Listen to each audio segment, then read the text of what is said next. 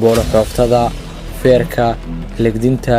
xeelada dagaalgalka iyo difaaca ayay ku soo bandhigayaan xeebta Lido.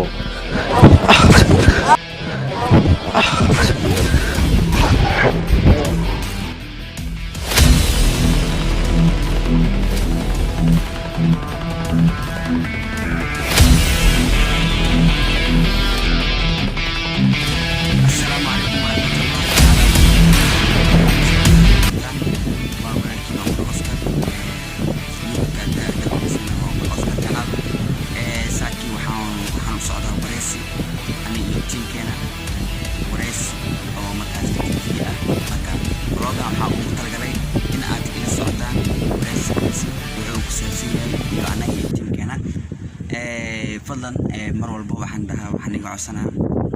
حتى بقى سبسكرايب أذن ساري كرير فضلا مقال كان دوك سو جارو لايك صار هبدي سجلين ayaa soo bidhaantay 10 sano ka hor mar uu ka soo muuqday filim caan baxay oo afduub ahaa kaasi oo Chinese ay ku jilayeen Mombasa hamigaas rumayntiisana habeenuu ka seexan waayay Muqdisho ayuu soo arkay inuu ku soo bixi karo waana halka ay ku kulmeen Deeq Diamond oo Koonfur Afrika uga yimi sidii uu noqon lahaa atoore caana waxaa jirto 2010kii filim aan ka soo muuqday oo markaas loogu jilay Mombasa Kenya filimkaasi dad Chinese ayaa watay marka sida aniga la sheegay xogta waxay ahayd in oo dadka Chinese ka ah afduub loogu heystay gudaha Soomaaliya